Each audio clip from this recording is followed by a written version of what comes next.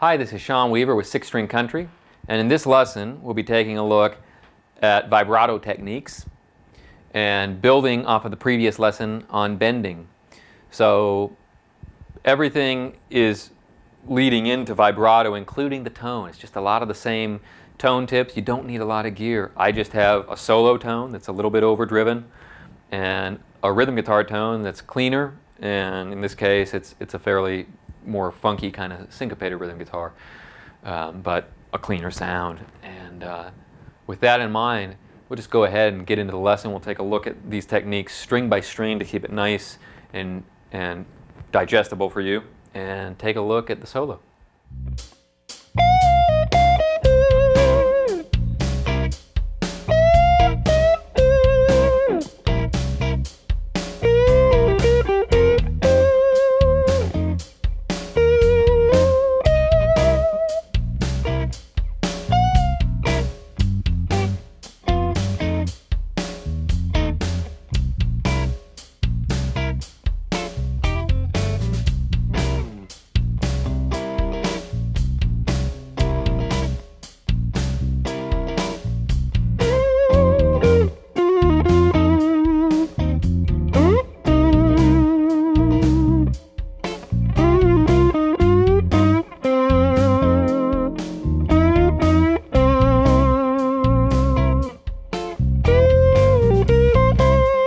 In this first video, we'll take a look at the left-hand finger vibrato and just using that to apply a bit of a shake on a stationary unbent note.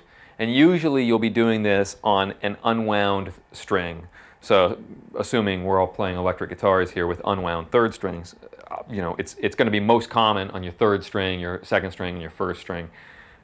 However, once in a while, you may be playing a phrase and want to put some vibrato on one of the lower strings, on the fourth string, or even the fifth or sixth string. The rhythm guitar on this is really just a groove-based thing, and nothing happens at all the first 12 bars. It's just drums, bass, and the solo. And then I brought in a rhythm guitar on the second pass and continued building that through the rest of the track.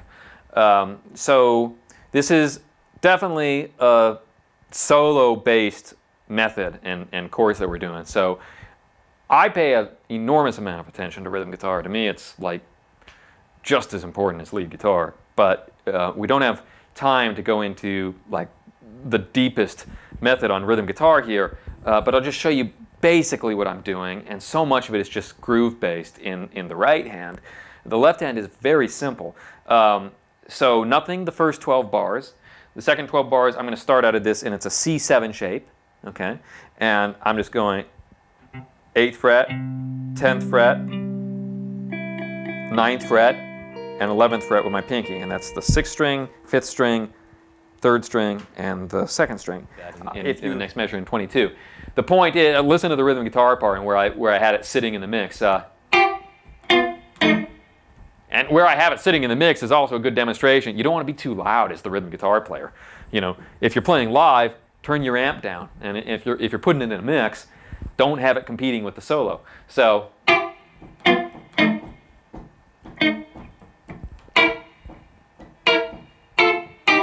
I go into the next go-round of the 12-bar blues cycle. Same routine, maybe slightly different rhythms, but I go 1, 2, 3, 4, and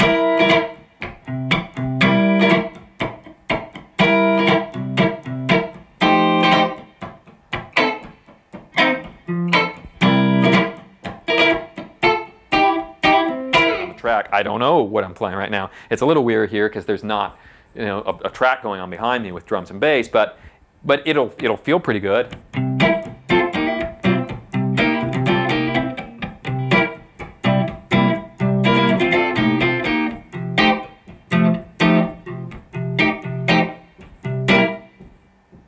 Maybe I want more space.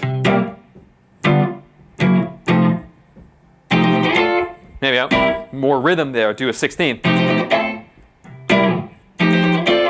So it's all that stuff. It's just copying the right stuff, listening to the right records, and playing along with them, and definitely working with backing tracks. Use them here, and when at all possible, go out and play with other players.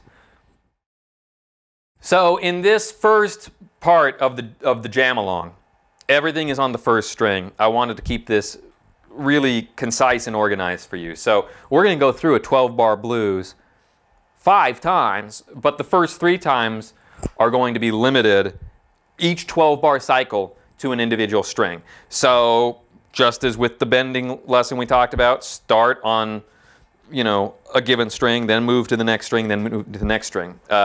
Same concept here. So this time we're going to start in these first 12 bars all up on the first string, and you can see in the tablature everything is notated. It's just a linear motion. In the real world, most times we're not playing a whole solo on one string, unless like Jimi Hendrix did that on May This Be Love, which is like one of my favorite guitar solos ever. It's a specific sound, but later on we'll talk in some depth about Hendrix, one of my favorite guitar players.